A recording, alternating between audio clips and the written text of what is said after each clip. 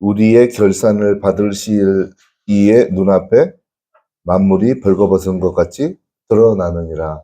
근데 이 말씀이 있어요. 우리의 결산을 받으신다라는 이 표현이 무슨 표현이실 거라고 생각하십니까? 우리의 결산을 받으실 이가 있다는 거예요. 이걸 이제 우리가 세상 마지막 날에 하나님 앞에 설 때, 심판대 앞에 설 때 결산을 해요, 결산을. 그래서 이제 성경에 비유가 있잖아요. 부자가 어디 외국에 나갔을 때 그 종들에게 달란트들 주잖아요. 10달란트, 5달란트, 1달란트 줬는데 나중에 결산을 하잖아요.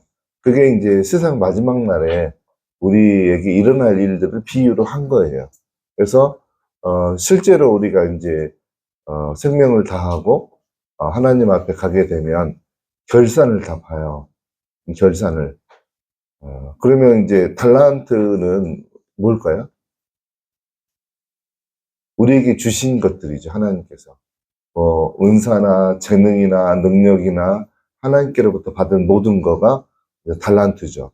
그러면 분명한 거는 결산을 봐요. 얼마나 남겼나. 어떤 사람은 이제 두려워서 땅에 묻어놓는, 그러니까 이제 예를 들어서 신앙의 보수 교단에서는 은사도 사용하지 못하게 하잖아요. 제가 이제 보수 교단에 속한 교회에서 오랫동안 다녔거든요. 그래서 저희 고향 교회에서는 방언 기도도 못하게 했었어요. 이제 그런 것들이 무서워서 은사나 하나님이 주신 달란트나 능력들을 사용하지 못하고 이렇게 그냥 지내다가 하나님 앞에 온 거가 그냥 땅에 달란트를 묻어놓은 것과 같은 거죠. 그러면 뭐 이제 그런 것만 합니까? 신앙의 보수 교단에서는 이렇게 병을 고치고 귀신을 쫓아내고 이런 것도 싫어하잖아요. 뭐 이단적이라고 그러고 신사도 운동이라고 그러고 이제 그런 것들을 통해서 이렇게 사용하지 못하는 그 분위기가 되는 거죠. 그래서 이제 많은 사람들이 은사나 능력이라든가 이런 것들을 땅에 묻어놓고 사용하지 못하고 이제 하나님 앞에 서게 되면 그 사람은 땅에 달란트를 묻어놓은 사람과 같은 거죠. 10달란트 받은 사람은 또 10달란트를 남기잖아요. 저는 여러분들이 그랬으면 좋겠어요. 저는 실은 하나님한테 받은 게 별로 없어요. 저희 아내하고 비교해 보면 저는 이게 비교 대상이 안 돼요. 아내는 굉장히 받은 게 많아요. 저는 받은 거가 그때 방언밖에 없었어요. 방언밖에 없었는데 저는 이게 특징이 1달란트 받았는데 저는 10달란트를 남기는 사람이에요. 계속 이렇게 개발을 하고 이게 사용할 수 있는 수준이 안 되는데 그냥 막 사역을 하게 됐고, 그 다음에 이제 제가 직장 생활을 했는데 전국을 돌아다니면서 중보 기도를 하고, 그러면서 이제 성령님으로부터 배운 게 굉장히 많아요. 이렇게 가진 거는 얼마 안 됐는데 이렇게 하나님을 위해서 뭐라도 남기고 싶어서 최대한 받은 거 하나, 방언밖에 없었어요, 저는 진짜. 그리고 또 받은 거라고 하면 유산. 어떤 유산이냐면 뭐 돈이 아니고 저희 할머니를 보면서 제가 받은 유산이 있어요. 저희 할머니는 이제 선교사한테 신앙을 받았어요. 예수님을 구주로 영접하고 외국인 선교사한테. 그래서 이제 청년시대 때부터 이제 신앙생활을 하셨어요. 저희 할머니가, 친할머니가. 그래서 저는 이제 저희 형제가 아들만 6이었는데 할머니가 저만 입고 있어요. 그래서 할머니가 저를 항상 데리고 잤는데 어렸을 때부터 이렇게 자다 보면은 새벽에 이렇게 막 시끄러운 거예요. 그래서 눈을 뜨고 보면은 할머니가 교회 가기 전에 집에서 먼저 항상 머리를 감으시고 1년 365일 교회 가기 전에 머리를 감으시고 하얀 옷으로 이제 갈아입고 기도를 하셨어요. 교회 가기 전에. 1시간 가량. 그래서 들어보면 나라와 교회와 선교사님들을 위해서 기도를 이렇게 하시고, 그게 50%고, 나머지 50%는 나를 위해서 할머니가 기도를 하셨어요. 이제 저희 형제가 5명이 더 있는데, 저만 그렇게 기도를 하셨어요. 그리고 이제 교회 새벽 기도 갔다가, 교회에서 1시간 정도 또 기도를 하시고, 갔다 오시면, 갔다 와서 또 1시간을 또, 이렇게 매일 3시간씩 할머니가 기도하는 것을 보고 컸어요. 그래서 이제 저에게 하나님께서 저에게 주신 거는 방언에 그때는 방언도 없었어요. 청년 때는 27살 때 제가 방언을 받았으니까 가진 거라고는 할머니한테 받은 그 기도하는 거, 기도해야 되는 거, 그 태도나 자세 그것만 저희가 받고 있었던 거죠. 그래서 그런 상태에서 직장 생활을 하면서 나름대로 이제 중보기도를 하기 시작했죠. 그래서 이제 저는 이제 중보기도 한 것이 이유가 있어요. 여러분들은 이제 그 중보기도 하시는 분들이 있잖아요. 특히 이제 여기 원동철 목사님도 그렇고 베트남 선교사님도 그렇고 예수전도단에서 이렇게 몸을 담고 계신 분들도 이제 중보기도를 하시잖아요. 여러분들도 중보기도 이제 나라를 위해서 이렇게 하시는 분들도 있고 왜 중보기도를 하십니까? 저는 이제 확실했어요. 중보기도 하는 이유가. 누가 시킨 적은 없어요. 그리고 제가 어떤 단체 소속도 안 되어 있는 상태에서 전국을 다니면서 이렇게 기도를 했어요. 근데 저는 어떤 마음으로 했냐면, 저는 이제 특별히 구약의 그 예언서를 굉장히 좋아해요. 많이 읽었고. 그리고 예언서를 보면서 제가 사람이 됐어요. 그리고 예언서를 통해서 하나님께서 이 땅 가운데서 행하실 것들이 알아지는 거예요. 예언서를 통해서. 그래서 특히 이사야나 에레미야서 읽으면서 하나님 앞에 범죄했을 때 하나님이 사람들을 어떻게 대하시나, 어떻게 이렇게 다루시나 그런 것들이 이제 예언서에 다 기록이 되어 있거든요. 그래서 그 예언서를 읽을 때 이제 저는 이제 우리나라를 보는 거죠. 근데 우리나라도 성경에 나오는 예언서에 나오는 이렇게 하나님 기뻐하지 않는 모습들이 이 땅 가운데 이루어지는 거예요. 결국은 이스라엘 백성들이 멸망한 이유가 있잖아요. 바벨론과 아수르에 의해서 멸망한 이유가 명확하게 이제 기록이 되어 있죠. 그 이유는 우상 숭배, 바알과 아스타롯, 가나안의 신들을 섬겼을 때, 또 이제 그쪽 지역들도 이제 무속 비슷한 어떤 토착 신앙들이 있었죠. 그래서 그런 거에 의하면 이제 몰렉 신에게 자녀들을 바치고 불을 지나게 가게 하고 이제 그런 이제 우상 숭배들을 하나님이 금했는데 그들이 그런 우상 숭배를 했을 때 이스라엘 백성들이 멸망했던 이유가 예언서에 정확하게 기록이 되어 있어요. 그런데 저는 이제 우리나라를 보면 이제 걱정스러운 거죠. 똑같은 일들이 벌어지고, 예를 들면 강원도에서 벌어지고 있는 우상 숭배에는 규모가 굉장히 더 커요. 이스라엘 백성들보다 규모가 더 크고 역사가 더 오래된 그런 우상 숭배가 이 땅 가운데 이루어질 때 저는 이제 예언서를 통해서 결론이 뭔지 알잖아요. 나라가 흩어지고 백성들이 흩어지고 나라가 멸망하는 죄에 속하는 것을 성경을 통해서 알았기 때문에 저는 이제 그걸 저지하기 위해서 중보기도를 한 거예요. 누가 이렇게 기도를 시킨 것도 아니고. 그래서 결국은 중보기도 했던 이유는 하나님의 말씀에서 이렇게 벗어난 일들을 이렇게 바로잡고 싶은 그런 마음에서 했던 거죠. 그러니까 이제 다르게 표현하면 하나님의 말씀이 이루어지기를 원한 거죠.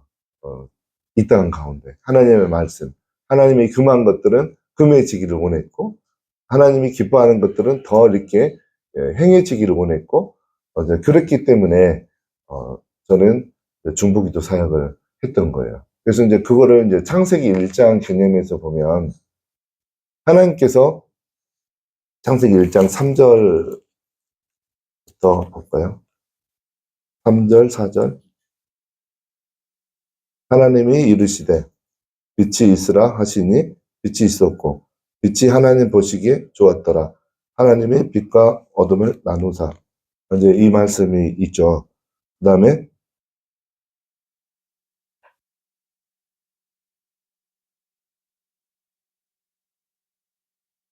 9절, 10절 한번 같이 읽겠습니다. 하나님이 이르시되 전하의 물이 한 곳으로 모이고 묻이 들어가니라 하시니 그대로 되니라. 하나님이 묻을 땅이라 부르시고 모인 물을 바다라 부르시니 하나님이 보시기에 좋았더라. 그 다음에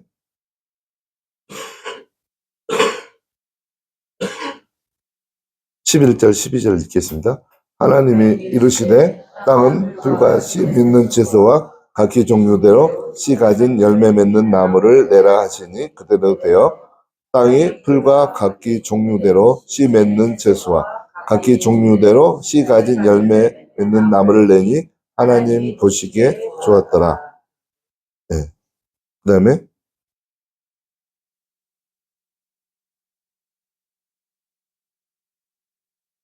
17절, 18절 읽겠습니다. 하나님이 그것들을 하늘의 궁창에 두어 땅을 비추게 하시며 낮과 밤을 주관하게 하시고 빛과 어둠을 나누게 하시니 하나님 보시기에 좋았더라. 네. 그 다음에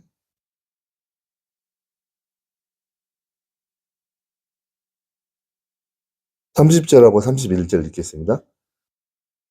또 땅의 모든 짐승과 하늘의 모든 새와 생명이 있어 땅에 기는 모든 것들에게는 내가 모든 푸른 풀을 먹을 거리로 주노라 하시니 그대로 되니라. 하나님이 지으신 그 모든 것을 보시니 보시기에 심히 좋았더라. 저녁이 되고 아침이 되니 이는 여섯째 날이니라. 제가 이제 이 말씀은 한 6개월 전에 이제 말씀 묵상을 하다가 이제 제가 말씀 묵상하는 방식이 한 4가지 방식으로 하는데 그중에 이제 기름 부심에 의한 말씀 묵상을 할 때였어요. 기름 부심에 의한 말씀 묵상은 뭐냐면 말씀 묵상을 할 때 기름 부심이 부어져요. 그러면 요한일서 2장 20절, 27절에 보면 한번 볼까요? 요한일서 2장 20절하고 27절, 20절. 네. 읽겠습니다. 너희는 거룩한 자에게서 기름 부음을 받고 모든 것을 아느니라. 27절. 네. 너희는 주께 받은 바 기름 부음이 너희 안에 거하나니 아무도 너희를 가르칠 필요가 없고 오직 그의 기름 부음이 모든 것을 너희에게 가르치며 또 참되고 거짓이 없으니 너희를 가르치신 그대로 주 안에 거하라. 네. 기름 부으심이 있게 되면 성령님께서 말씀을 깨닫게 해주세요. 말씀을 직접 가르치세요. 근데 그 깊이가 상상을 초월해요. 어떤 책을 읽어서 얻은 지식하고 비교해보면 성령님으로부터 이렇게 기름 부심을 받고 말씀이 깨달아지고 알아지는 것은 깊이 차원이 달라요. 그래서 이제 제가 창세기를 한 6개월 전에 묵상하고 있었는데, 큐티하고 있었는데, 이때 이제 기름 부심이 한 큐티가 된 거예요. 그러면서 방금 읽었었던 구절을 통해서 이제 여러 가지 많은 것들이 동시에 깨달아졌어요. 이제 그것 중에 한 가지가 하나님께서는 모세를 통해서 출애굽한 이스라엘 백성들이 한 600만 명 되죠. 60만 명, 60만 명. 그래서 한 가족당 한 4명 잡으면 최소 한 240만 명 이제 출애굽을 한 거죠. 장정 남자들만 60만 명이었으니까. 그래서 한 240만 명이 출애굽을 했는데 우리가 하나님에 대한 속성 중에 하나님은 사랑의 하나님이시잖아요. 그러면 하나님의 속성에 맞게 그 출애굽한 1세들을 다 포함해서 가나안 땅으로 들어갈 수 있도록 허락을 해 주셨으면 좋았을 건데 우리가 알다시피 여호수아와 갈렙만, 두 사람만 1세대 중에서는 들어갔잖아요. 그래서 저는 이제 그게 성경을 읽을 때 거기서 멈췄어요. 이해가 안 되는 거죠. 하나님의 속성하고 이게 유래가 되는 거잖아요.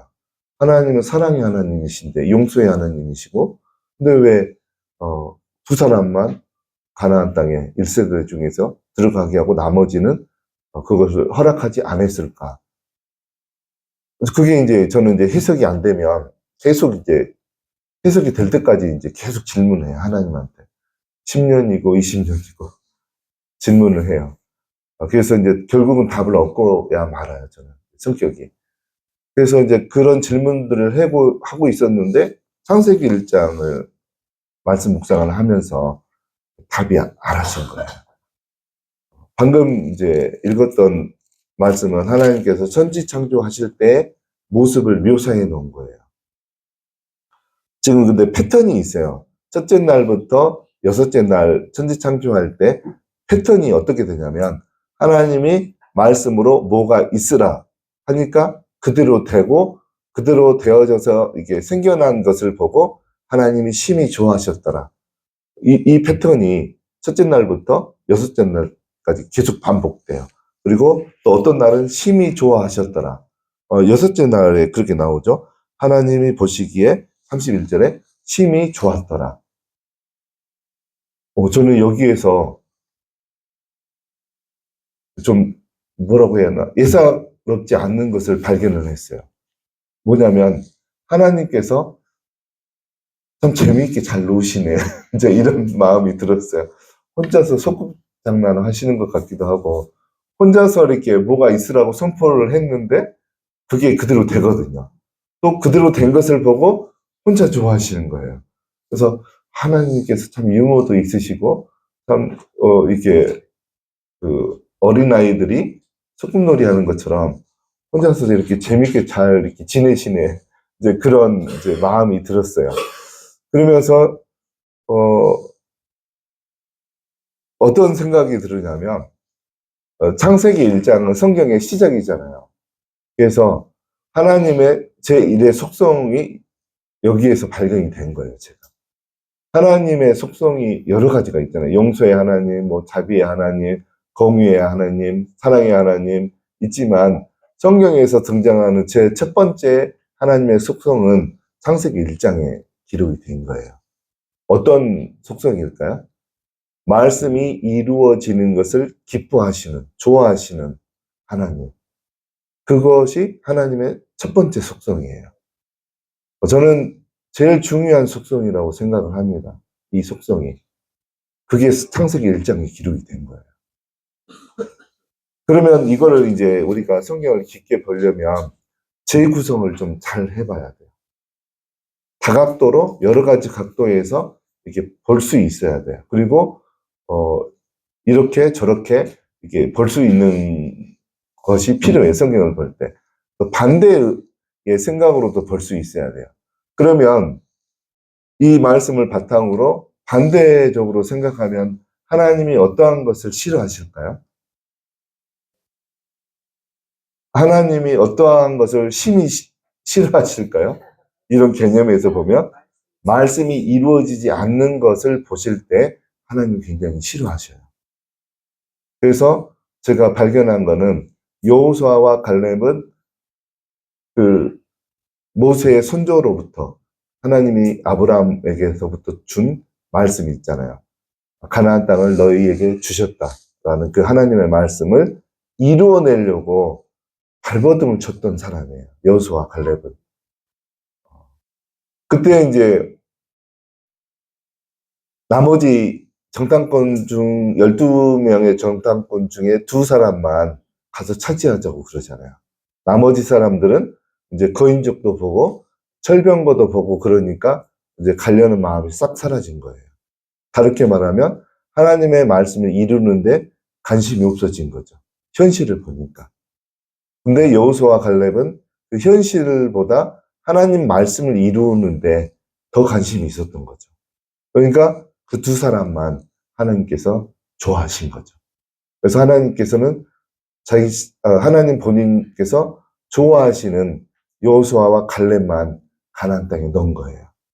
그래서 제가 중보기도 사역했던 이유는 하나님의 말씀을 이루기 위해서 이 땅 가운데 하나님의 말씀이 이루어지기 것을 하나님께서 기뻐하시니까 그 기뻐하시는 하나님의 얼굴을 보기 위해서 저는 이제 중보기도 사역을 한 거예요.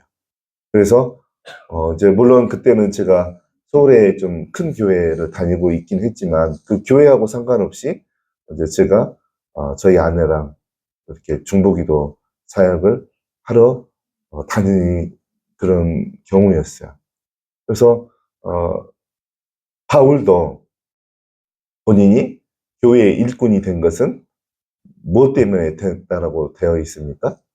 본인이 복음의 일꾼이 되고 교회의 일꾼이 된 것은 하나님의 말씀을 이루기 위해서라고 된 거예요. 그러면 그 바울이 하나님으로부터 언제 그 복음의 일꾼으로 부르심을 받았습니까? 구체적으로 어떤 내용의 말씀을 이루기 위해서 복음의 일꾼이 됐다라고 되어 있습니까? 사도행전 9장 15절 말씀을 이루기 위해서 복음의 일꾼이 된 거예요. 사도 바울은. 사도가 된 것은 딱 이유 한 가지예요. 사도행전 9장 15절 말씀을 이루기 위해서 복음의 일꾼, 교회의 일꾼이 됐다라고 고백을 하고 있어요. 사도행전 9장 15절 읽겠습니다. 주께서 이르시되 가라, 이 사람은 내 이름을 이방인과 임금들과 이스라엘 자손들에게 전하기 위하여 택한 나의 그릇이다. 이 말씀을 이루기 위해서 바울은 사도가 된 거죠. 그래서 죽기까지 이 말씀을 이루어낸 분이죠. 그래서 그분은 교회의 일꾼, 복음의 일꾼이 되었다라고 본인이 이제 고백을 하고 있습니다. 저도 이제 사역을 하고 이제 중보기도 사역했던 이유가 하나님의 말씀을 이루기 위해서 이렇게 중보기도 사역을 했던 것인 것을 여러분에게 고백을 합니다. 누가 시킨 것도 아니에요. 근데 다니면서 전국을 다 돌아다니면서 특히 이제 그 우상 숭배가 심했던 것들, 그 다음에 이렇게 불행한 일들이 2번 이상 발생했던 것들은 제가 항상 갔거든요. 그래서 어떤 곳은 이제 그 불행한 일들을 원인들을 성경 말씀을 통해서 찾아내서 원인을 제거하니까 또 그 땅에 사는 사람들이 회개를 하니까 그 불행한 일들이 이제 그쳐졌던 일들. 그리고 이제 대구에서 있었죠. 그래서 대구에 있는 불행들은 그쳐졌어요. 그런 사역을 하고 그 다음에 이제 아직 그쳐지지 않는 강원도 어떤 도시에 있는 그런 불행한 일들은 계속적으로 이제 다니면서 기도 사역을 이어서 하고 있습니다. 그래서 이제 제가 지금 오늘 이야기하려고 하는 거는 말씀에 대해서 이제 이야기하려고 해요. 하나님께서 하나님의 자녀들이 많잖아요. 목회자들도 많고 평신도들도 많고 저는 단언코 말할 수 있는 거는 어떠한 사람을 하나님이 제일 기뻐하시나 하나님 말씀을 이루어내는 사람을 제일 하나님께서 좋아하신다라고 말할 수 있어요. 창세기 1장에 나오는 말씀이고 하나님의 속성 중에 제1의 속성이에요. 성경에서 등장하는 첫 번째 속성. 말씀을 이루어내는 사람을 하나님이 심히 좋아하세요. 그러면 반대적으로도 생각을 해봐야 돼요. 말씀을 이루어내지 않는 사람들은 심히 싫어하세요. 그래서 가나안 땅에 들어가지도 못하게 하나님이 막으시는 거예요. 여러분들 그래서 목회나 뭐 사역이나 교회 사역이나 이런 거 떠나서 여러분들이 제일 본분이 뭐냐면 말씀을 이루어내는 일들이 여러분의 본분이 되셔야 돼요. 그런 사람을 하나님께서 좋아하세요. 심히 좋아하세요. 저는 아까 그랬잖아요. 받은 은사가 별로 안 돼요. 저는 이제 이렇게 앉아서 끈질기게 기도하는 것만 잘해요. 딱 한 가지. 그거 외에는 없었어요. 저 안에 그 은사가 없었어요. 방언의 은사도 제가 27살 때나 돼가지고 받은 거예요. 근데 저희 아내는 이렇게 방언 통역도 잘하고 이렇게 지식의 말씀의 은사도 뛰어나고, 또 보면 저희 처형도 똑같아요. 받은 게 많아요. 저희 처형도 예언적인 능력도 있고, 지식의 말씀의 은사도 있는데, 저희 처형은 하나도 개발을 안 했어요. 발전을 안 시켰어요. 다행히 저희 아내는 저랑 결혼해가지고, 저는 이제 말씀이 있으니까, 훈련을 시키고 개발시킬 수 있었던 거죠. 그래서 이제 처음에, 그 결혼하기 전에, 이게 사귀기 전에, 이제 제가 다녔던 교회에서 예수 제자 학교라는 거, 이제, 뭐죠? 예수 전도단에서는 DTS라고 하죠. 저희 교회도 이제 그런 코스가 있었죠. 3달간 교회에서 합숙하면서, 이렇게 직장인들은 교회에서 하고, 직장인하고 상관없이 이렇게, 전력으로 이렇게 훈련 받을 수 있는 분들은 용평에서 이제 학교가 있었어요. 그래서 2군데 학교에서 이제 훈련을 받았을 때, 저희 아내가 그때 이제 사귀기 전에 혼자 방언을 하다가 잠깐씩 짧게 한국말로 이렇게 통역하는 게 들렸어요. 저는 이제 성경을 오랫동안 봤기 때문에, 이게 방언 통역을 하고 있구나. 처음 들은 거죠. 사람이 방언 통역하는 거를 저희 아내가 하는 걸 처음 들었어요. 그리고 난 다음에, 저 자매하고 친해지면 좀 도움을 많이 받을 수 있겠구나 싶어가지고, 만난 건 아니고요. 이렇게 사귄 것도 아니에요. 하나님께서 인도해 주셔가지고, 그렇게 된 거죠. 그래서 나중에 이제 결혼을 하고 난 다음에, 이제 제가 본격적으로 이제 훈련을 시켰어요. 이제 어떻게 했냐면, 신혼여행 갔다 와서 그 다음날부터, 이제 무릎 꿇고 앉고, 내가 방언을 할 테니까, 해보라고, 통역을. 근데 남의 거는 안 해봤다는 거예요. 내가 그래서 성경에, 고린도전서 14장, 성경 이제 설명해 주면서, 14장 27절 한번 읽겠습니다. 만일 누가 방언으로 말하거든 2사람이나 많아야 3사람이 차례를 따라하고 한 사람이 통역할 것이요. 여기에 보면 본인 방언 통역도 있지만 남이 방언하면 그 통역도 있다는 거예요. 그래서 이제 이걸 설명하면서 남의 방언 통역이 있으니까 내 것 좀 해보라고. 이제 그때는 이제 벌써 저도 방언을 받았어요. 그래서 막 하는데 한 10분 하면 아무 소리도 안 하는 거예요, 처음에. 30분 해도 아무 소리도 않고. 그래서 그래도 이제 1시간 이상은 했어요. 아무 소리 안 해도. 그래서 그 다음날 또 이렇게 하는 거예요. 1시간 내내.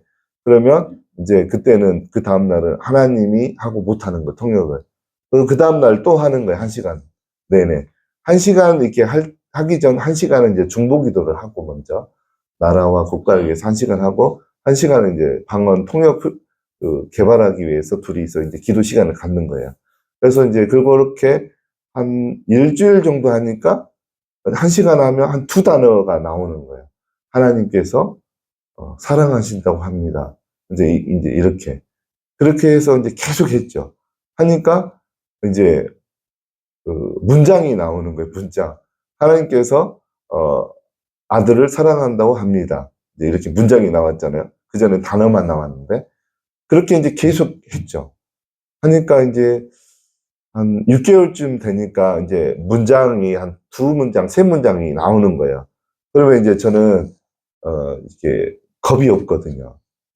그래서 제가 이제 서울에 살 때 예비군 훈련 통지서가 나와서 저희 고향에 이제 예비군 훈련 받으러 가기 전에 그 고향교회 후배들을 소집을 했어요. 청년들을 한 15명 정도.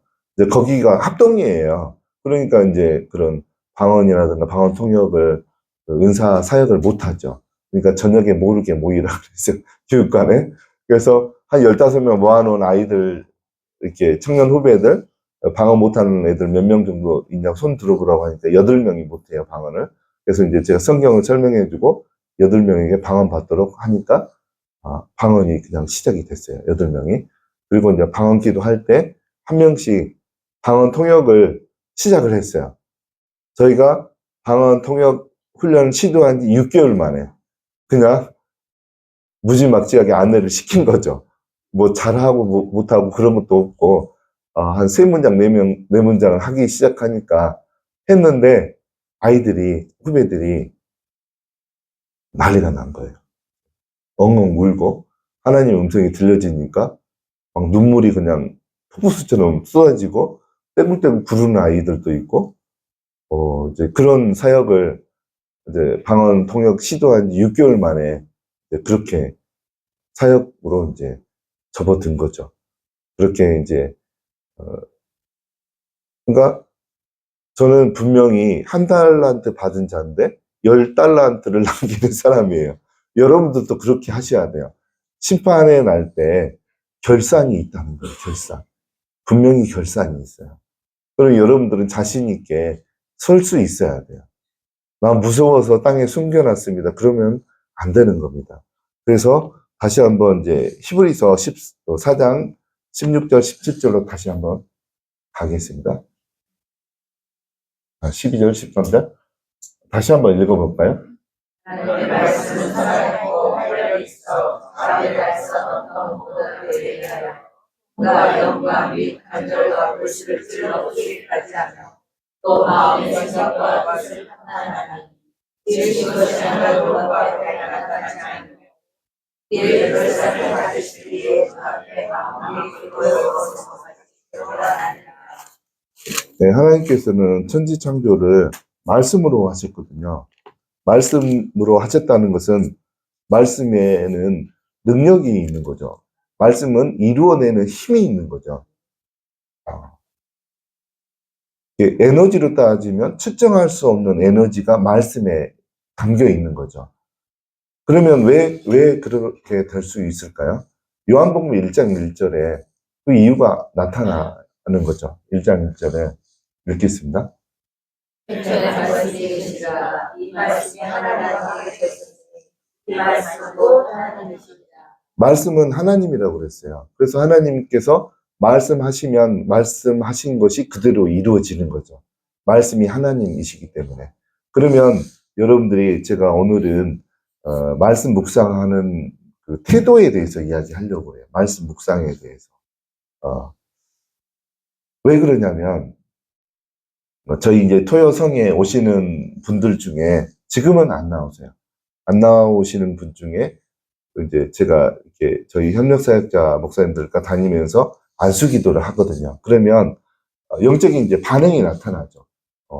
어떤 경우에는 이렇게 뜨겁다고 하시는 분들도 있고, 어떤 경우는 빛이 나타나 버려서 이야기하는 경우도 있고, 그런 경우가 종종 있었어요. 그리고 어떤 경우는 입신을 하시더라고요. 몸이 축 늘어지면서 한참 안 깨어나요. 그리고 이게 나중에 물어보면 천국 가서 하나님 보고 갔다는 말을 하는 거예요. 여기에서. 그래서 이제 여러 가지 반응이 있는데 그런 반응들이 다 나타나는 거예요. 어떤 분에게. 근데 목사님과의 관계는 항상 싸움과 다툼이 있는 거예요. 싸움과 다툼. 그리고 교회의 어떤 성장도 멈춰 있고. 그리고 항상 성회에 오면 또 반응은 굉장히 강하게 나타나는 경우예요. 근데 또 이제 그 목사님과 관계가 좋지 않아요. 그리고 본인도 이게 뭔가 한 가지 큰 거를 해결함을 받고 싶어서 오신 것 같은데 그 해결함을 받지를 못했어요. 본인이. 그거를 이제 저희 교회에서나 기쁨의 교회에서 해결함을 받기를 원하셔서 계속 가시는 것 같아요. 근데 해결함을 아직도 못 받고 있어요. 그래서 이제 또 옮겼어요. 다른 교회 협력사역자 성회로 옮겼어요. 근데 거기서도 그러고 있어요. 어떤 협력사역자나 이종수 목사님의 안수기도를 통해서 해결함을 받기를 원하시는 것 같아요. 근데 그게 못 받고 있는 것이 목격이 돼요. 제 눈에는. 그리고 제가 이제 기쁨의 교회 성회를 세 번째 성회에 참석하고 왔는데 제가 두 번째까지는 제가 그래도 구역학을 전공을 했는데 어떤 목사님의 가르침이라든가 이것을 여과 없이 받아들일 수 있는 그런 상태는 아니잖아요. 검증을 해야죠.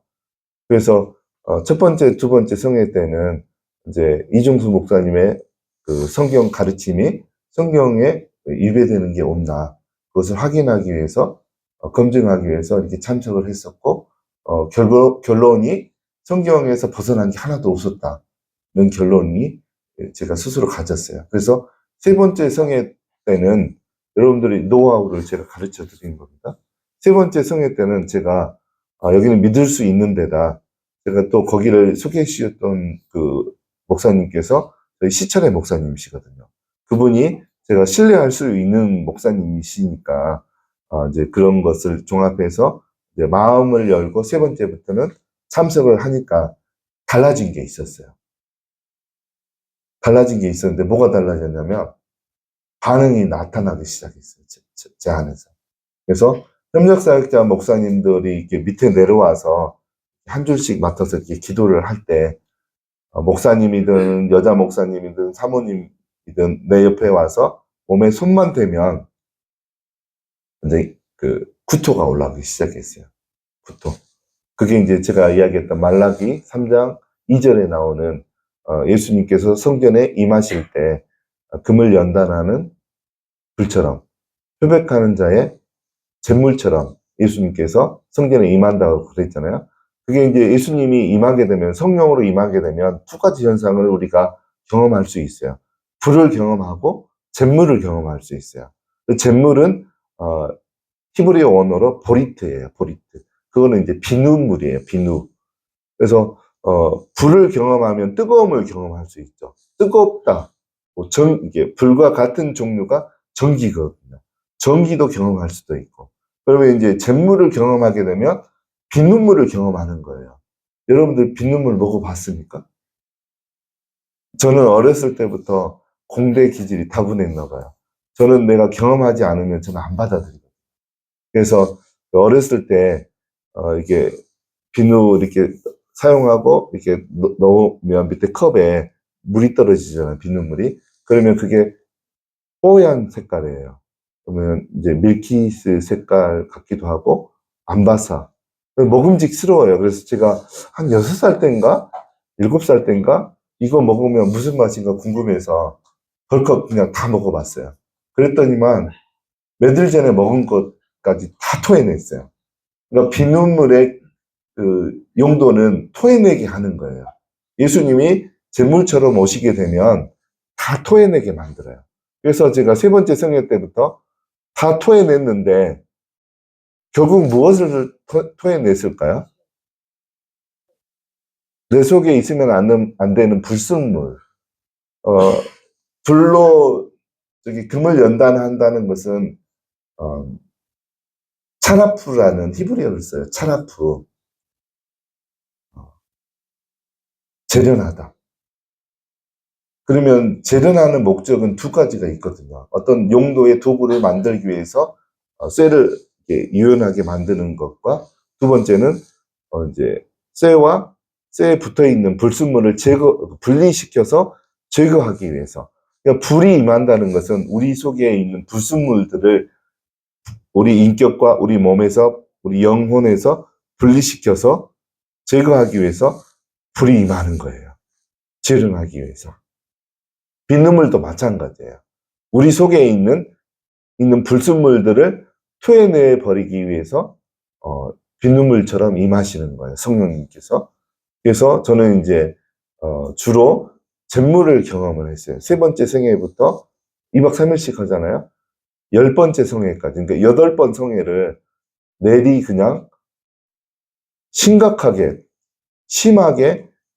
잿물을 경험했어요. 그러니까 사모님이 와서 이렇게 손만 대도 목사님이 이렇게 안수만 해도 그냥 우럭 올라갔어요. 밑에서부터.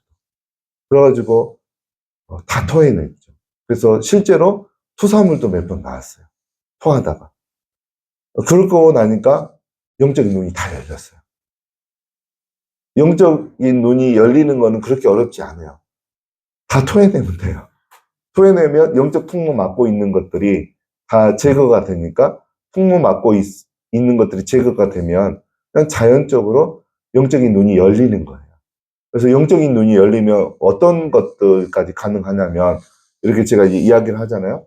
그러면 어떤 경우에는 성령님께서 어떤 사람에게 이제 실제로 있었던 일인데, 어깨에 이렇게 시원한 생수가 이렇게 부어지는 게 내 눈에 보이는 거예요, 환상으로. 그래서 제가 이제 선포를 했죠. 제가 그분이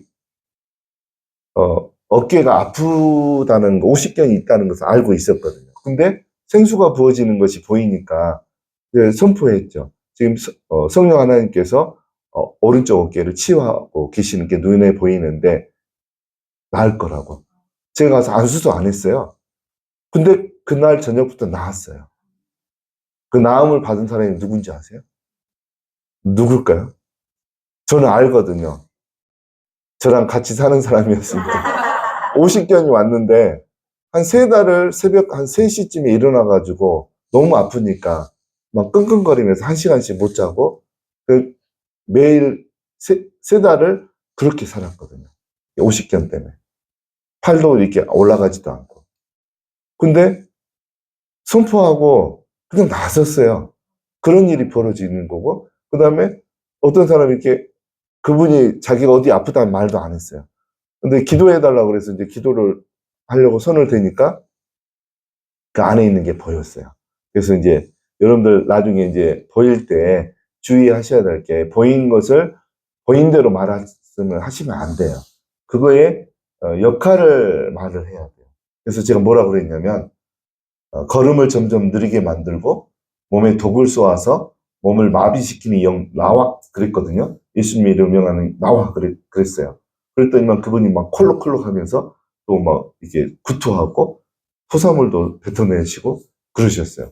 그리고 그분이 이제 저에게 이제 물어보는 거예요. 혹시 목사님 어떤 것이 보였냐고. 그래서 본 게 있다고 이야기해 달래요. 그래서 이야기를 하니까 그 목사님께서 파킨슨 환자셨던 거예요. 5년 정도 파킨슨이 진행이 됐는데 걸음을 총총걸음으로 걷는 거예요. 이렇게 일반적으로 걷지를 못하고 그랬던 상태인데 저는 이제 모르고 있었죠. 근데 그분이 그런 이야기를 하는 거예요. 혹시 뭐가 들어가는 건지 보였는지 이야기해 달래요. 그래서 제가 이야기했죠. 두꺼비가 보였다고. 커다란 두꺼비. 두꺼비는 제가 이제 시골 출신이다 보니까 어렸을 때부터 많이 봤죠. 두꺼비의 특징이 2가지 있잖아요. 첫 번째 뭐예요? 걸음이 느려요. 지나가다가 다 자동차에 치여서 죽은 게 많이 봤거든요. 어렸을 때부터. 또 하나가 뭐 있습니까? 걸음이 느리고 독이 있어요. 그래서 뱀이 두꺼비, 개구리를 잡아먹으면 안 죽지만 두꺼비 잡아먹으면 죽어 있어요, 뱀이. 그래서 저는 그걸 봤기 때문에 그렇게 제가 표현을 했던 거죠. 근데 그분이 5년 전에 파킨슨이 시작되기 전날 꿈을 꿨는데 두꺼비가 자기 안에 들어간 꿈을 꾸고 난 다음부터 파킨슨이 시작됐다는 거예요. 그래서 제가 제대로 본 거죠. 그래서 그때 그날 기도 한번 하고 그 뒤에 한 2주 정도 있다가 한번 또 기도 받으러 오셨어요.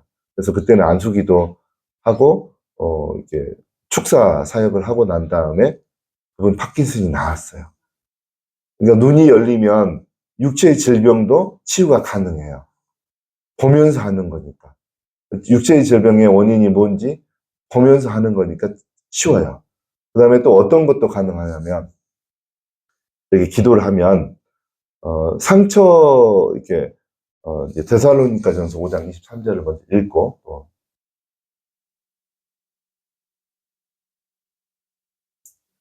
23절 읽겠습니다.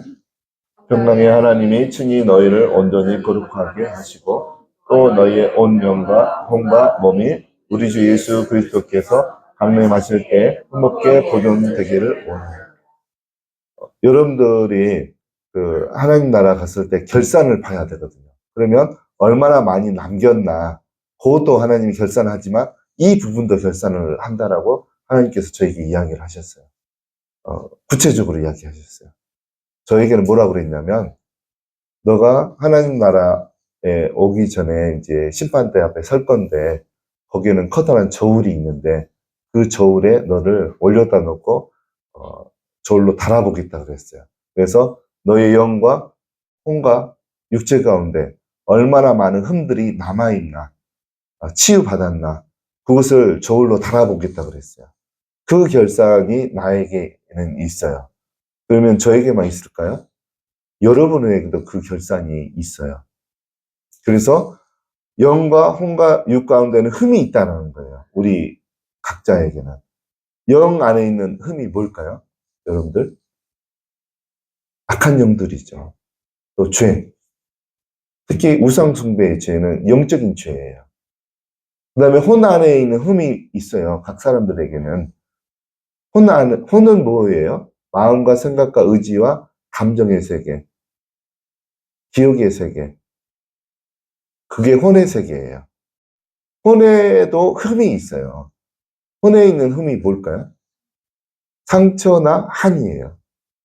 또 죄도 마찬가지죠. 죄도 그 흠이에요. 혼의 속에 있는 흠. 육체 속에 있는 흠은 뭘까요? 질병이에요. 병. 이 세 영역에 있는 흠들을 하나님은 다 치유받기를 원하세요. 열심히 하셔야 돼요. 그래서 혼 안에 있는 흠을, 상처를 치유받기 위해서 10년을 매 학기마다 돈을 한 80만 원씩 내고 10년을 배웠어요. 거의. 여러분들 그렇게 하셨습니까? 전 내 속에 있는 상처를 치유받기 위해서 10년을 투자했어요. 그리고 나니까 하나님께서 영적인 흠을 치유받기 위해서 이종수 목사님을 만나게 해주셨어요. 그 전에는 제가 이 말씀을 읽었어도 영 안에 있는 흠이 뭔지를 몰랐어요. 근데 이종수 목사님 만나고 나니까 악한 영들이라는 것을 알게 됐어요. 그래서 지금 열심히 영 안에 있는 흠들, 악한 영들을 쫓아내는 작업을 요즘에 하고 있어요. 그러면 특히 그 혼 안에 있는 상처들은 보통 이제 상담사들한테 가면 1시간밖에 안 해줘요. 그분들이 1시간씩 10번 하는 거가 한 회차예요. 상담사들.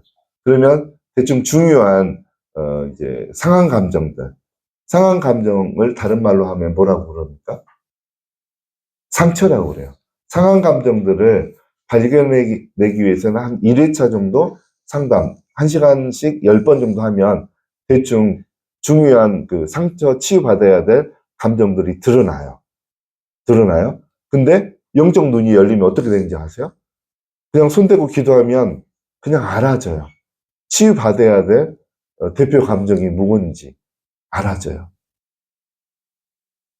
때로는 상처 때문에 재정에 손해를 보는 경우도 있어요. 상처 때문에. 이게 무슨 이야기인고 하냐면 저희 이제 수요 기도에 오시는 이제 권사님이신데 이분께서 남편이 이제 건설업을 하시는 분인데 그 이제 하도급을 받아서 건축을 하고 그러는데 건축 대금을 못 받은 거예요. 그래서 200억을 부도맞은 거예요. 그래서 이제 굉장히 어려운 상황이 된 거죠.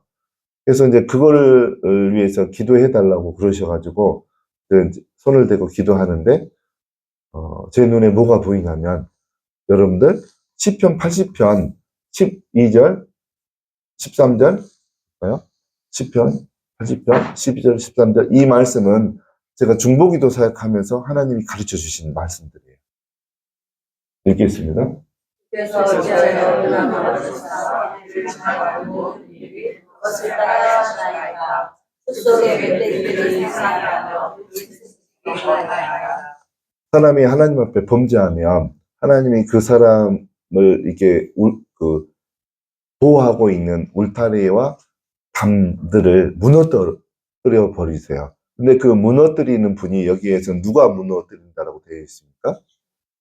하나님께서 무너뜨린다고 그랬어요.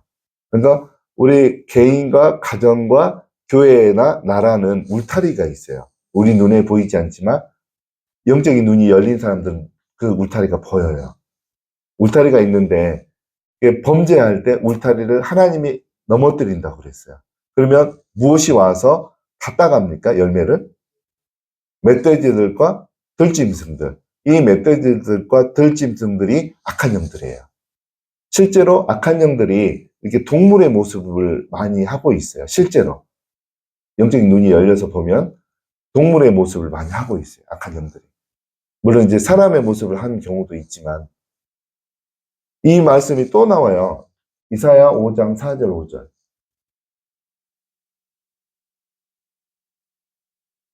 읽겠습니다.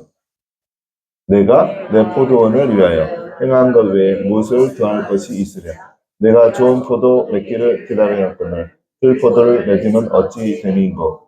이제 내가 내 포도원에 어떻게 행할지를 너희에게 이르리라. 내가 그 울타리를 걷어 먹힘을 당하게 하며 그 담을 헐어 짓밟히게 할 것이라. 저는 이제 중보기도 사역을 이렇게 오랫동안 하다 보니까 하나님께서 이런 말씀들의 그 원리들을 가르쳐 주셨어요. 그래서 예를 들어서 대구에 대형 참사들이 두 번 일어나서 한 번은 117명, 또 두 번째는 243명인가? 이렇게 대구에서 많이 죽었었잖아요. 저는 이제 같은 곳에서 같은 일이 두 번 일어나면 중보기도 하러 가거든요. 그래서 이제 대구에 갔었을 때 하나님께서 그 원인을 이야기를 해 주셨었어요. 왜 그런 일이 대구에 일어날 수밖에 없었는가. 결국은 우상숭배였어요. 그리고 교회와 목회자들이 하나님한테 관심이 없었던 이유들. 그거를 하나님께서 이야기했었거든요. 그래서 이제 제가 대구에 다니면서 어떤 교회, 이제 좀 대구에 큰 교회였어요. 거기 교회 홈페이지에 예언 기도를 그냥 올렸어요. 왜 대구에 그런 일들이 벌어졌는가, 어떻게 해야 되는지.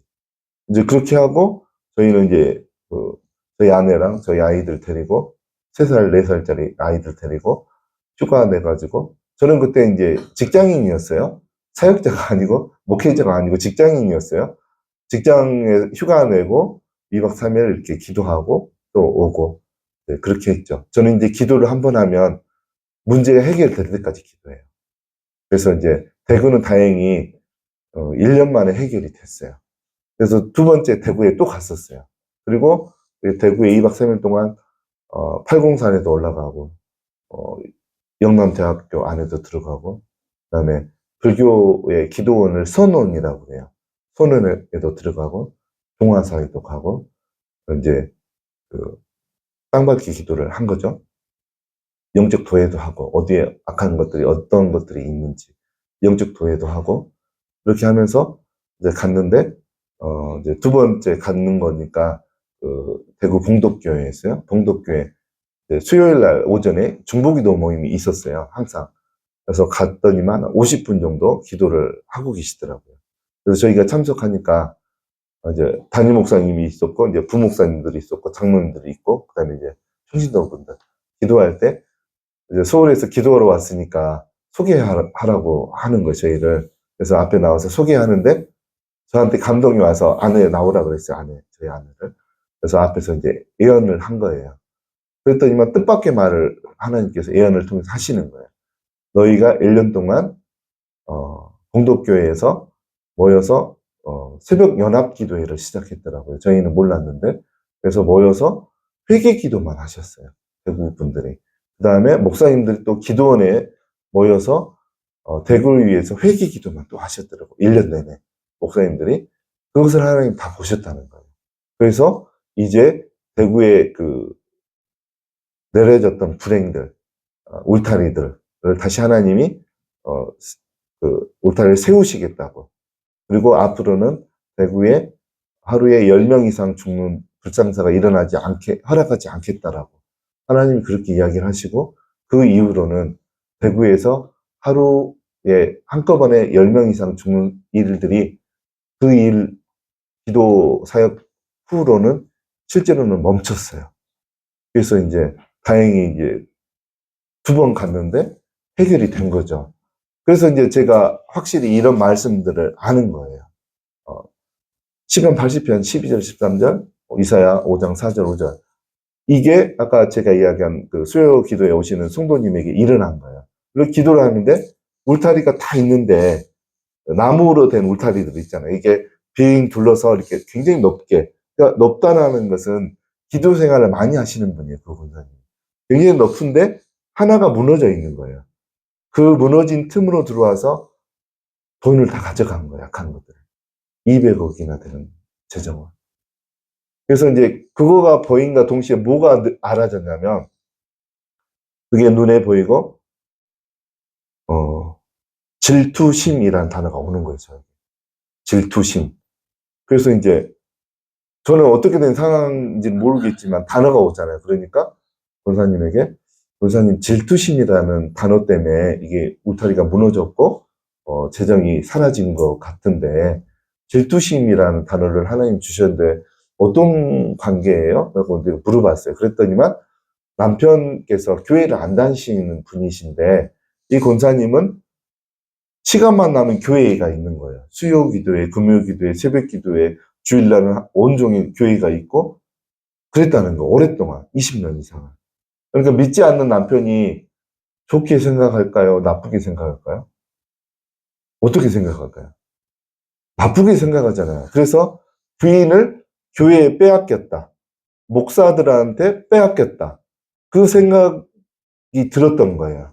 그러니까 집에서 항상 목사님들 욕을 하고 비방을 하고 교회들을 욕을 했대요. 목사님들을 비방하고 욕을 하게 되는 것은 어떤 죄에 속하냐면 하나님이 세우셨잖아요. 기름 부어서. 그러면 하나님한테 한 걸로 여기세요. 하나님. 하나님을 향해서 욕설을 한 거예요. 그 남편이. 하나님이 담을 허신 거죠. 그러니까 이제 약한 것이 와서 재정을 갖고 갔던 거예요. 그것이 알아진 거예요. 제가. 그래서 그분은 이제 지금 남편한테 엄청 잘하고 있어요.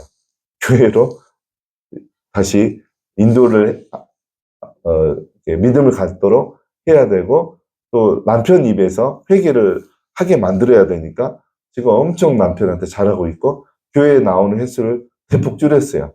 새벽기도 안 가도 된다 그랬어요. 제가 네. 남편한테 하나님한테 하듯이 하라고 그랬어요.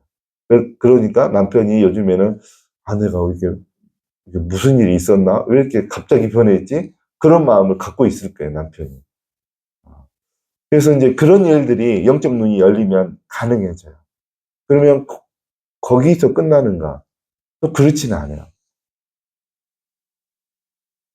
제가 이제 좀 이따 더 할 건데, 그, 특히 이제 정신적인 그 질병, 정신질환 중에, 정신분열이 있어요. 조현병이라고도 하고. 정신분열은 집안의 어떤 계속적으로 반복되는 질병 중에 한 가지가 정신분열이에요. 그다음에 당뇨병도 유전이 되잖아요. 그런 것처럼 정신분열도 좀 유전이 되는 경향이 있어요. 그래서 한 집은 계속 정신분열이 그냥 계속 내려오는 집안이 있어요. 그러면 뭐 예를 들어서 10살 먹은 남자아이가 정신분열이라고 생각하면 그 아이가 죄를 지었으면 얼마나 죄를 지었겠어요. 그 아이의 잘못이 아닌 거예요. 그러면 예를 들어서 그런 경우에는 심리상담사한테 가도 해답을 못 찾아요. 도대체 이 아이는 잘못한 게 없는데 왜 아버지와 할아버지 내리다 정신분열인지 알아낼 수가 없는 거예요. 근데 영적인 눈이 열리면 알아낼 수 있어요. 그래서 실제로 이제 한 여자 목사님께서 저희 토요성에 오시는 여자 목사님께서 이제 그런 질병이 있었어요. 갖고 있었어요. 또 이제 자기 조카도 이제 데리고 왔는데 그 조카도 정신분열인 거예요. 그다음 그 위 때도 쭉 다 정신분열이고. 그래서 이제 너무 힘드니까 오신 거예요. 그래서 여러분들 첫 번에 한 방에 해결되려는 마음은 도둑놈의 심부고요. 기름 부음이 쌓이셔야 돼요. 그래서 그분도 첫 번째부터 그게 보인 게 아니에요, 여러분들. 진짜 그런 마음 갖고서 이렇게 성에 가시는 분들이 있는데 그런 마음 내려놓으셔야 돼요. 기름 부심이 쌓이셔야 돼요. 기름 부음이 쌓이면 하나님이 보여주세요. 그래서 이제 그분도 이제 계속 참석하다 보니까 하나님께서 기름 부음이 쌓이니까 손을 댔는데 보여주시는 거예요. 어떤 걸 보여주시냐면 신명기 27장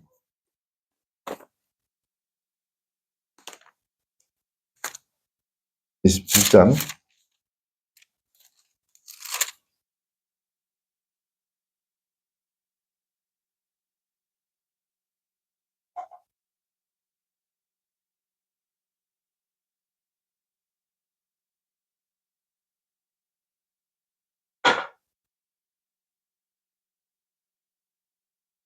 경계표를 옮기지 말라가 몇 절에 나옵니까? 17절에. 17절 읽겠습니다.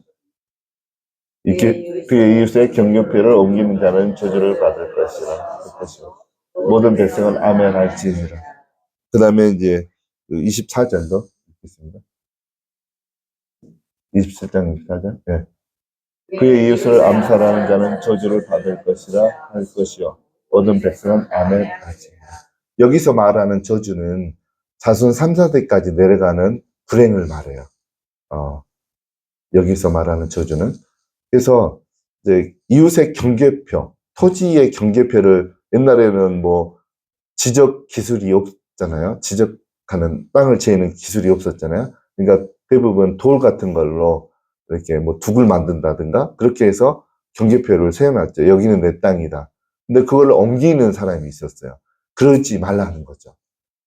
그러니까 땅을 도둑질하지 말라는 거죠. 남의 재산을. 근데 이제 제가 그 목사님 이렇게 기도하는데 뭐가 보이냐면 그분의 이제 몇 대 조상이에요. 몇 대 위의 조상인데 그 조상 부부가 이웃집 담을 넘었어요.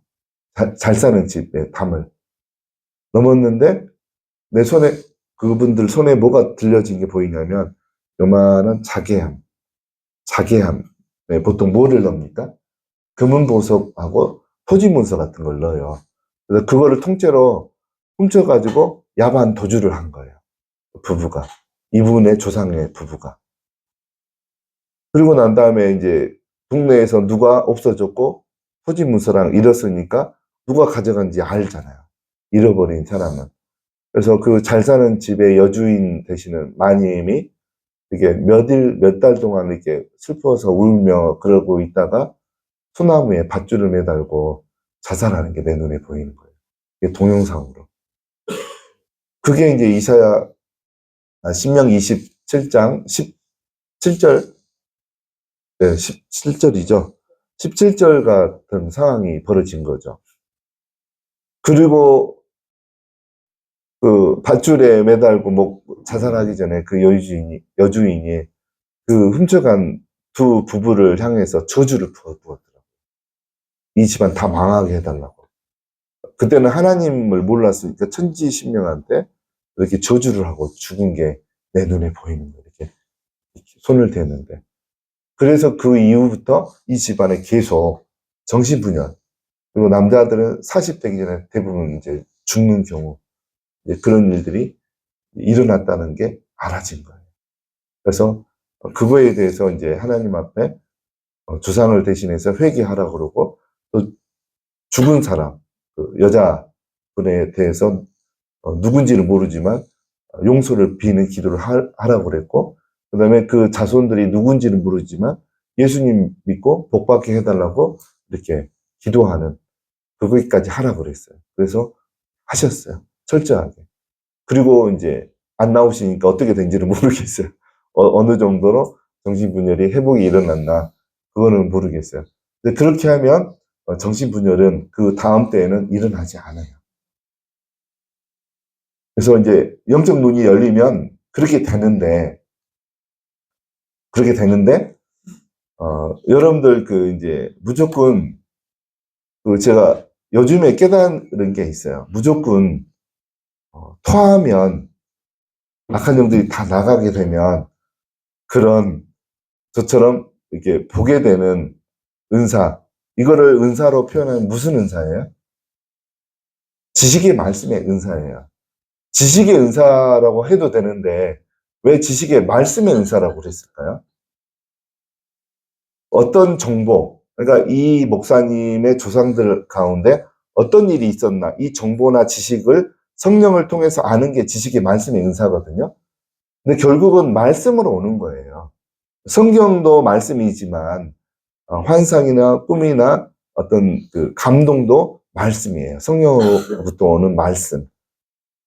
그래서 제가 이제 구토하면서 악한 영들이 쫓겨나니까 지식의 말씀의 은사가 갑자기 활성화가 된 거예요.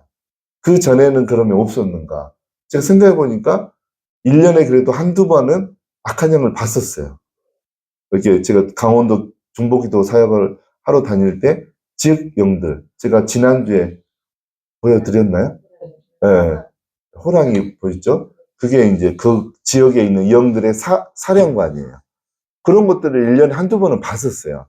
근데 늘 보이지는 않았어요. 내가 사역을 하고 싶을 때 볼 수 있었던 게 아니에요. 근데 지금은 사역을 하고 할 때 내가 봐야 될 때는 지금은 계속 항상 보거든요. 차이가 있었는데 구토하고 토해낼 때 예수님께서 제물로 임하시는 것을 경험할 때 그게 이제 일어난 거예요. 그리고 아산 성내중앙교회에서 예언 훈련 학교를 참여하면서 눈을 열어주는 기도를 저희 교회에서도 하잖아요. 눈을 여는 기도를 할 때 이제 열린 거죠. 확실하게. 근데 그 과정 가운데 뭐가 필요하냐면 지식의 말씀의 은사도 말씀이에요. 말씀으로 오는 거예요. 그러면 갈라디아서 6장 7절이 굉장히 중요한 원리예요. 영적 원리. 여러분들도 적용해 보시기 바랍니다. 읽겠습니다. 스스로 속이지 말라. 하나님은 없인 여김을 받지 아니하시나니 사람이 무엇으로 심든지 그대로 거두니라. 무엇이든지 심든지 그대로 거두어요. 제가 이제 저희 큰딸이 지금 미국에서 비행기 조종학과를 다녀요. 여기 기장하고 싶다 그래서 미국으로 갔어요. 한국은 남자들만 기장시켜주니까 미국 가서 하겠다고 미국으로 갔어요. 근데 이제 얼마나 돈이 많이 들어가는지 알았으면 안 보냈을 거예요. 몰랐으니까 보냈죠. 보내고 나니까, 겁도 없이 돈을 청구하는 거예요. 3달 만에 막 몇천만 원씩 보내달라고 하는 거여서. 나중에는 이제 보내다가 2년 만에 두 손 두 발 다 들었어요. 나 이제 못하니까 들어오든지, 혼자 돈을 벌어서 하든지 알아서 하라고 지금 이제 내 손에서 떠났거든요. 그래서 이제 그때 한참 이제 뒷바라지 해줄 때 개척교회에서 무슨 돈이 있겠어요? 그래서 저녁마다 여기 옆에 좀 가면 물류센터 큰 게 있어요. 뭐 CJ, 삼성전자 물류센터 여기 다 있어요. 포카리 스웨이트, 아오홈 여기 대단지가 있거든요. 거기 가서 3년 8개월 동안 저녁에 7시에서 12시 처음에 상하차 할 때는 아침 막 8시까지 상하차를 하는 거예요. 힘들었죠.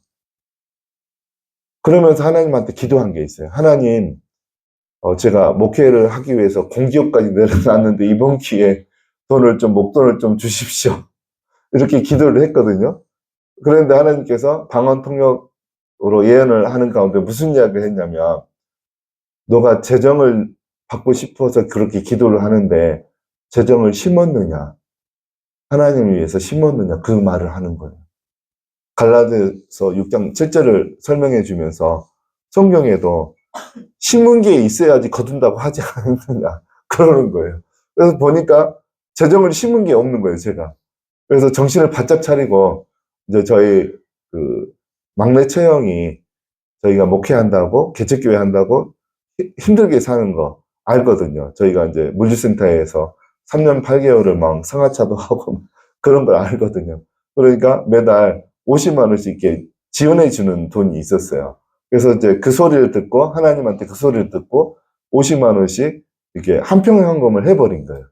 기쁨의 교회 저희가 이제 그렇게 했어요. 여러분들 그 재정을 구하시는 기도 하시잖아요. 심지도 않고 구하는 거는 도둑이에요. 응답이 없어요. 심으셔야 돼요. 그래서 저희는 기쁨의 교회 한평 헌금을 하고 저희 아이들 이름을 또 한 번 더 했어요. 투평 헌금을 한 거죠. 그리고 이제 저희 교회가 복을 받아야 되니까 저희가 이제 기쁨의 교회 다닐 때 처음에는 좀 성도들이 그래도 있었어요. 10몇 분 있었는데 기쁨의 교회에서 이제 능력을 받으니까 싹 나갔어요. 어떤 사건 때문에. 왜 나갈게요, 그분들이? 영적으로 한번 해석을 해보세요. 내가 능력이 없었을 때는 그래도 있어도 됐는데 그들이 내가 능력을 받으니까 어떻게 되겠어요? 다 쫓겨날까봐 도망간 거더라고요.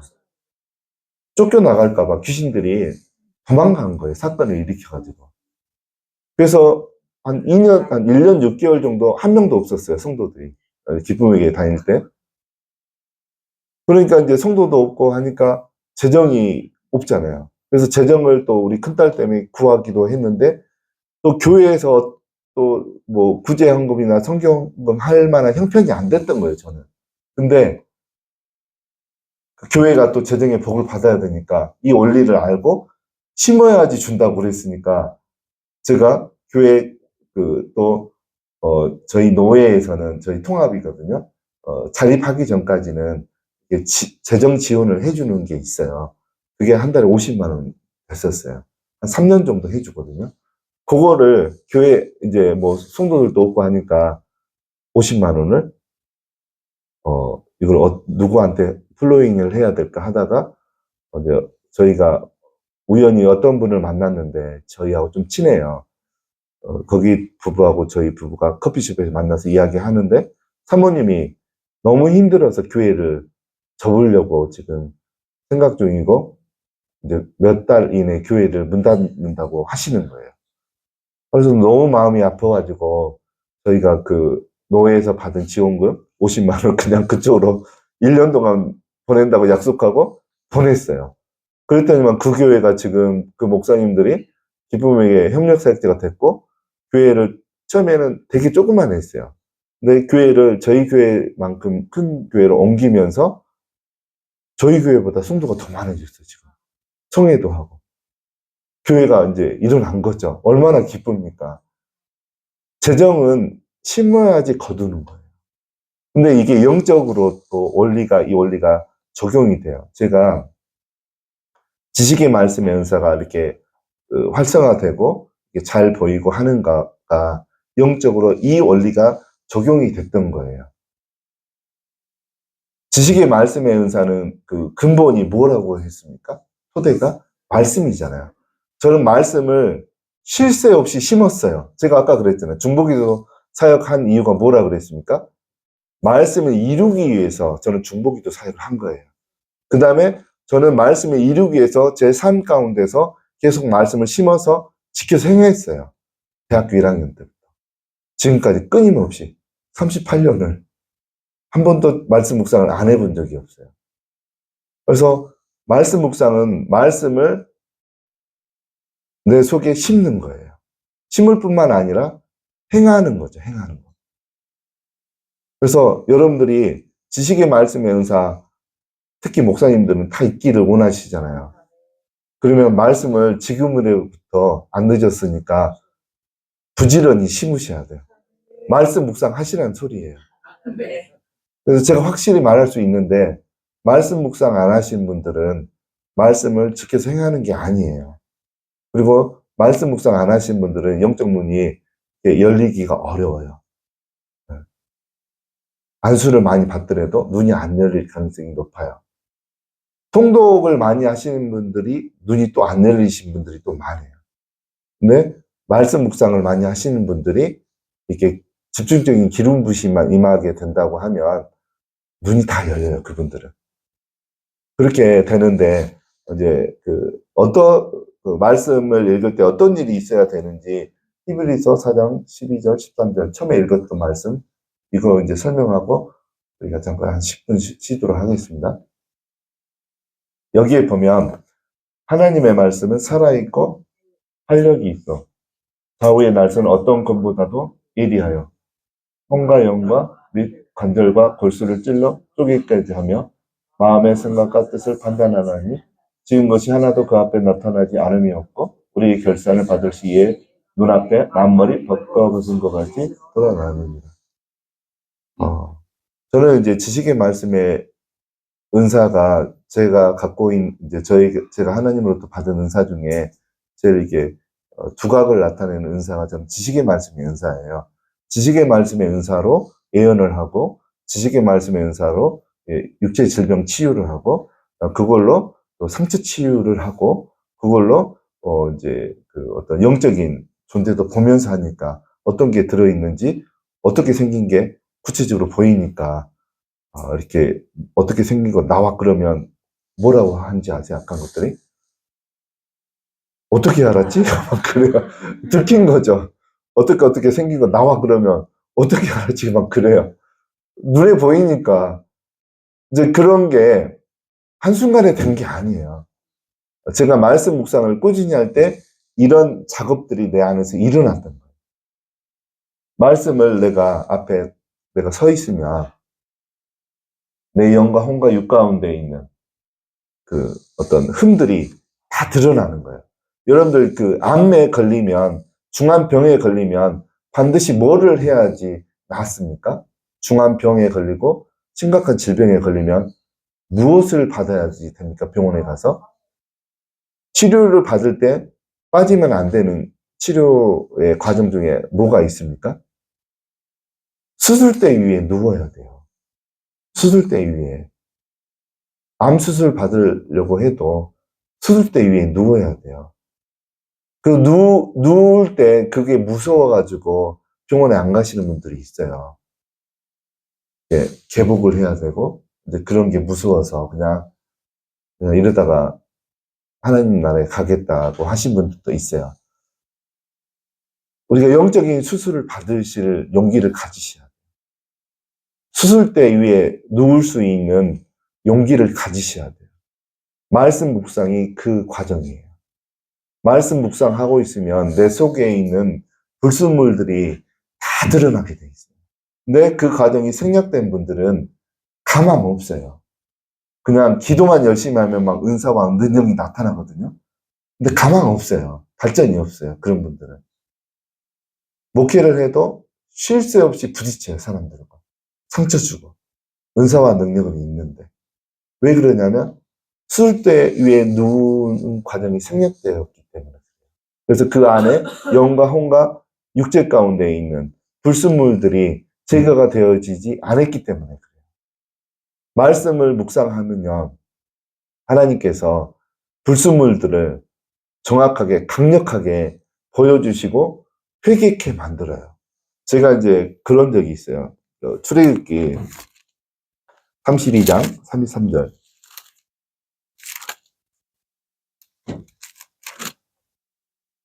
읽겠습니다.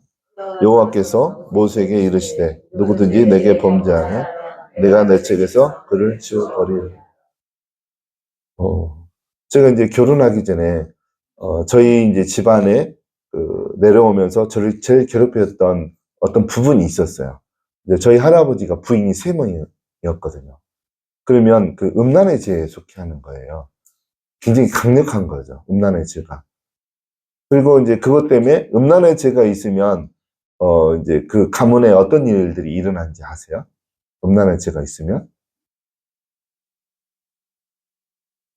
어떤 일이 일어나는지 아세요? 음란의 영이 끊임없이 괴롭혀요. 그래서 부인을 놓고 또 다른 여자를 만나게 하는 그런 일들. 그래서 이혼도 일어나고 또 결혼하지 않고 동거가 일어나고 그런 일들이 있는 거예요. 그래서 저희 형제가 6이라고 그랬잖아요. 저희 둘째 형이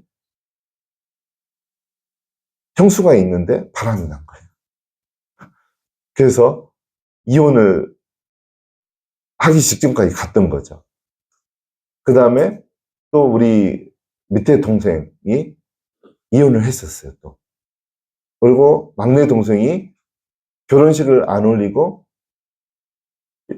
여인과 같이 동거하는 일이 일어났던 거죠. 저는 그러면 음란의 영에 어떤 영향을 받았는가? 저는 이제 청년 때 음란의 영의 공격에 의해서 자살하려고 그랬었어요. 저는 하나님의 자녀인데 계속 생각으로, 음란한 생각을 통해서 범죄하는, 생각으로 범죄하는 거죠. 생각으로 범죄하는 그거를 회개했다가 또 범죄하고, 생각으로. 회개했다가 또 범죄하고. 이게 로마서 7장의 일이 나에게 벌어졌던 거예요. 오라 나는 공고한 자로다. 또 마침 그때 속삭임이 들렸어요. 너는 하나님의 자녀가 아니야. 너는 죽으면 지옥 가. 그 소리가 들리자마자 자살하려고 그랬어요. 나는 이제 끝났나 보다. 더 희망이 없다. 그래가지고 그때 이제 한강대교로 가려고 그랬었어요. 그러다가 로마서 8장 말씀을 묵상을 하다가 죄책감에서 죄로부터 완전히 해방을 받는 놀라운 부흥의 경험을 했죠. 그래서 이제 제가 그때 자살하려고 했던 그 원인이 음란의 영 때문에 그랬던 거고, 그래서 그 생각으로 범죄하고 있을 때 하나님이 저에게 주신 말씀이 출애굽기 32장 33절 말씀이었어요. 아까 읽었던, 누구든지 범죄하면 하나님의 책에서, 생명책이거든요. 우리 예수님을 구주로 영접하면 생명책에 우리가 이름이 기입이 돼요. 근데 요한계시록에 보면 이 이름이 계속 유지가 돼야 돼요.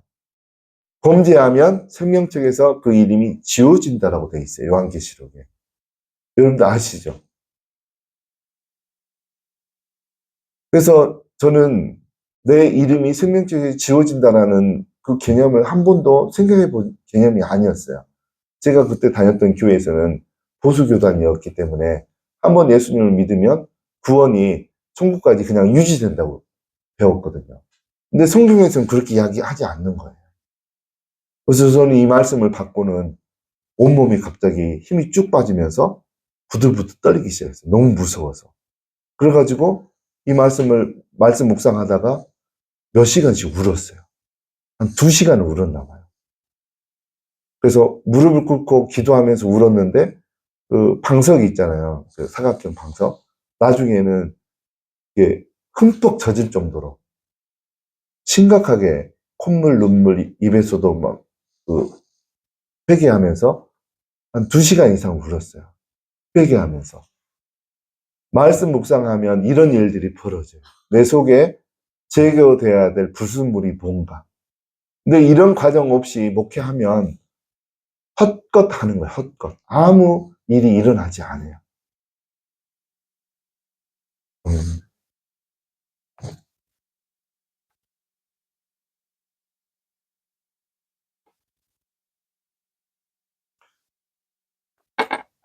그리고 디모데후서 3장 16절, 17절 한 군데만 더 보고 이제 휴식 시간 갖도록 하겠습니다. 디모데후서 3장 16절, 17절. 모든 성경은 하나님의 감동으로 된 것으로 교훈과 책망과 바르게 함과 의로 교육하기에 유익하니 이는 하나님의 사람으로 온전하게 하며 모든 선한 일을 행할 능력을 갖추게 하려 하십니다. 여기 이제 온전하게 하다라는 단어는 헬라어로 아르티오스예요. 아르티오스. 아르티오스는 이제 온전하다 그런 뜻도 있지만 흠이 없는 이라는 뜻도 있어요. 그러니까 원래 신약에서 흠이 없는 온전한이라는 뜻은 헬라어로는 타밈이라는 단어를 아니고 히브리어는 타밈이라는 단어가 흠이 없는이라는 단어를 써요. 그러니까 신명기 18장 13절에 하나님은 완전하니 너희도 완전하라. 하나님 앞에서 완전하라 할 때가 타밈이라는 단어를 써요. 성경에서는 원래 의미가 흠이 없는이라는 뜻인데 우리 개역개정에는 완전한, 또 다른 성경에서는 온전한, 하나님 앞에 온전한 사람이 되어라 이렇게 되어 있는데 헬라어에서는 텔레이오스라는 단어예요. 타밈과 같은 의미의 헬라어는 텔레이오스가 흠이 없는이라는 뜻인데 아르티오스도 흠이 없는이라는 뜻이 있어요. 그래서 온전한 사람이 되는 것은 아까 제가 설명했죠. 어떤 사람이 온전한 사람이라고? 영과 혼과 육 가운데 흠이 치유받은 사람을 온전한 사람이라고 했죠.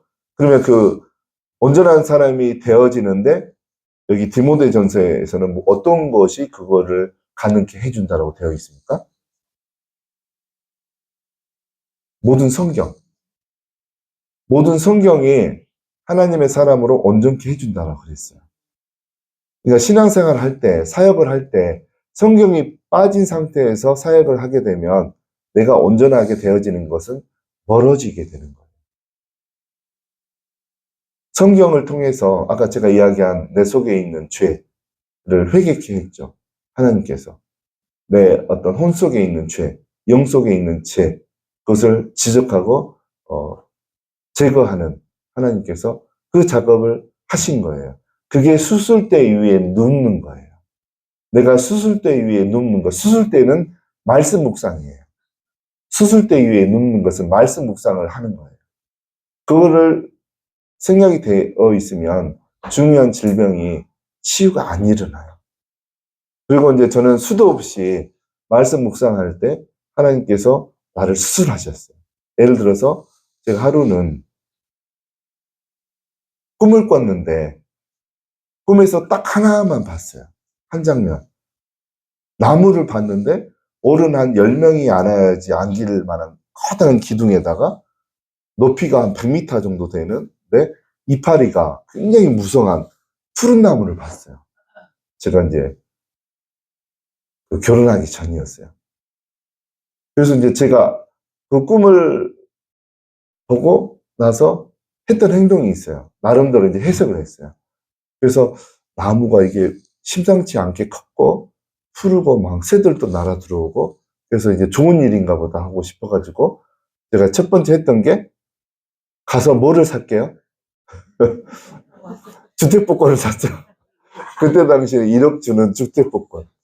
주택복권을 샀고 그 다음에 그때 직장 생활할 때 진급자 발표쯤이었어요. 그래서 이번 진급자 대상에 내 이름이 들어가겠구나. 이제 그런 거를 기대했었고 또 이제 결혼할 자매를 만나게 되겠구나. 나름대로 그 생각을 했어요. 세 개 중에 하나는 되겠지 하고 이제 생각을 했는데 하나님께서 하나님은 하나님의 말씀으로 온전케 한다는 게 맞아요. 근데 마태복음 4장 4절 한번 읽어볼까요?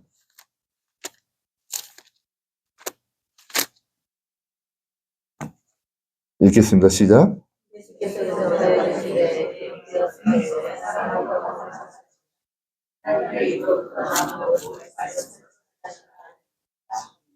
네, 하나님의 모든 말씀으로 산다고 그랬어요. 그러니까 말씀이 여러 가지라는 거예요. 말씀이 여러 가지예요. 말씀 중에 한 가지가 성경이에요. 말씀 중에 한 가지가 기록된 거, 그라페, 성경. 말씀 중에 이게 동영상으로 보이는 말씀이 뭐예요? 환상. 꿈 가운데서 보이는 것도 있죠. 하나님의 말씀이. 꿈을 통해서 주시는 메시지. 그러니까 꿈이나 환상은 영상을 통해서 주시는 하나님의 음성, 말씀인 거죠. 근데 이제 제가 꿈을 꿨다 그랬잖아요. 푸른 나무를 봤다 그랬잖아요. 근데 저는 이제 말씀 묵상을 대학교 1학년 때 창세기부터 요한계시록까지, 그러니까 구약 한 군데, 신약 한 군데, 이거를 계속 하루에 2군데씩은 했어요. 신구약을 한 군데씩. 하다 보니까 성경에 다 이게 걸려요. 그래서 에레미야 2장 20절 읽겠습니다.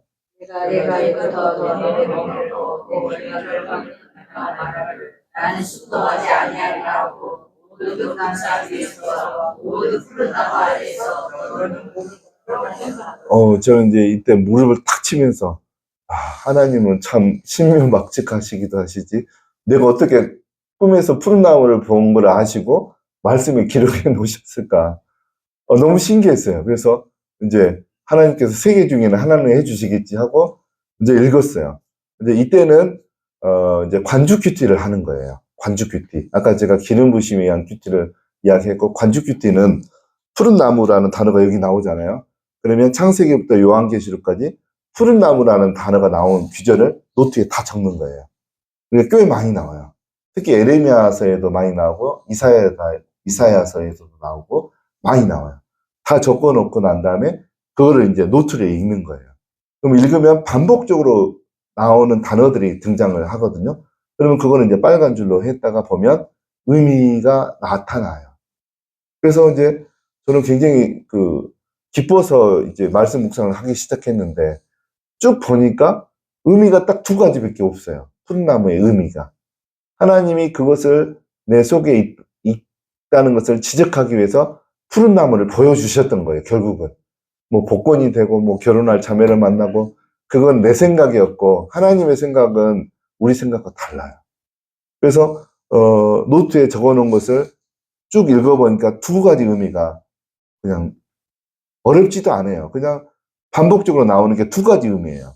우상숭배와 음행. 그게 내 안에 있다라고 하나님이 지적하기 위해서 푸른 나무를 보여주신 거였어요.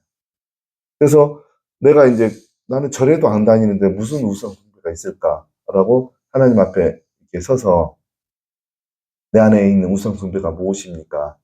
이렇게 할 때 하나님께서 생각나게 해주시는 게 하나님보다 더 사랑하는 것은 우상숭배다라는 마음을 주셨어요. 그래서 제가 그때 했던 게 하나님께서 보여주신 게 제가 그때 등산을 좀 자주 다녔어요. 등산을 다니면 저는 항상 등산 배낭에 공인중개사들이 갖고 다니는 커다란 그 지도책 있잖아요. 집 번지까지 나오는 거, 지번까지 나오는 거. 그거를 갖고 다니면서 산 위에서 여기에다가 아파트를 사면 좀 오르겠는데 그렇게 하면서 부동산 투자하기 위해서 등산을 다녔던 거예요. 그리고 서울 시내 모델하우스 이렇게 개관을 하면 다 돌아다녔어요. 뭐 개봉동, 철산동 막 다 돌아다녔어요. 그때는 이제 결혼하기 전이었으니까 제가 이제 서울 올라올 때 제 그 호렬단신 제 몸만 가지고 알바한 돈을 가지고 올라왔거든요. 그래서 이제 친구 집에 4년간 얹혀 살기도 하고 고시원에 살기도 하고 그러다가 공기업 들어가서 이제 그 결혼도 하고 이제 그렇게 했던 거거든요. 그래서 저는 이제 물려받은 게 없다 보니까 좀 하루속히 좀 경제적으로 자립하기를 원했어요. 그러니까 이제 등산을 가면 이제 부동산 투기를 하려고 그랬던 거죠. 근데 그게 자나깨나 아파트가 보이고 자나깨나 모델하우스가 보이고 그랬던 거예요. 그러면 벌써 그거는 우상숭배에 들어간 거예요. 그래서 하나님께서 그것을 제거하기 위해서 저에게 푸른 나무를 보여줬던 거예요. 그리고 아까 제가 고백했던 그 음행, 그 부분, 그것을 하나님이 제거하기 위해서 보여줬던 거예요. 그러니까 말씀 묵상은 수술대 위에 눕는 거예요. 그 수술대 위에 눕지 않으면 질병이 치유가 안 되는 거예요. 내 속에 있는 죄가 해결이 안 되는 거예요. 저는 그렇게 해서 그날 또 울고 하나님 제가 지도책 치우겠습니다. 등산을 가더라도 이제 건강을 위해서 가지 투기하기 위해서 가지 않겠습니다. 하고 이제 그렇게 했던 그 기억이 있어요. 그래서 말씀 묵상 히브리서 다시 히브리서가 아니죠. 아까 읽었던 디모데후서 3장 16, 17절. 네. 그래서 하나님은 말씀으로 나를 책망을 하셨어요. 그렇게. 또 때로는 교훈도 해요. 또 바르게 만들어요. 말씀 묵상을 통해서. 그래서 또 때로는 의는 하나님의 뜻으로 저는 해석해요. 하나님의 뜻으로 나를 교육해요. 그래서 결국은 나를 온전한 사람으로 만들고 그다음에 하나님의 선한 일, 이제 구체적으로는 복음을 전하는 일이에요. 선한 일은 선한 일을 복음을 전할 때는 능력이 필요하다는 거예요. 근데 그 능력조차도 말씀을 통해서 갖추게 해주시는 거예요. 준비를. 그래서 여러분들이 아까 제가 서두에 이야기했던 것처럼 기도만 통해서 뭔가를 이루려고 하지 마세요. 아무런 일도 안 일어나요. 말씀 앞에 나가면 내가 해결해야 될 게 무엇인지 하나님께서 정확하게 알게 해주세요. 발전이 있어요. 영적으로 성장이 있어요. 말씀 앞에 나아가 서 있으면. 말씀을 지켜 행하면 내가 영적으로 계속 자라나요. 그리고 하나님께서 많은 것들을 더 주세요. 그래서 여러분들은 여기에 오신 이상 말씀 묵상을 하셔가지고 단체 톡방에 다 올리셔야 돼요. 안 오시는 분들은 보니까 그 말로가 별로 기대할 게 없어요. 그냥 그저 그러다가 목회를 끝내시던지 신앙생활을 그럭저럭 하다가 그냥 아무 남긴 것도 없이 그렇게 하는 걸 많이 봤어요. 말씀 묵상이 어려우면 제가 여기서 설명을 해드리니까 질문을 하시면 대답도 하고 그렇게 하겠습니다. 그래서 다시 한번 말씀이 이런 역할을 합니다. 중요한 역할. 온전하게 하고 능력을 갖추게 하고. 네. 그래서 다시 한번 말씀 묵상에 열심히 달려가시기를 주의 이름으로 축원드립니다. 한 10분 쉬었다가 다시 이제 기도 모임을 또 하도록 하겠습니다.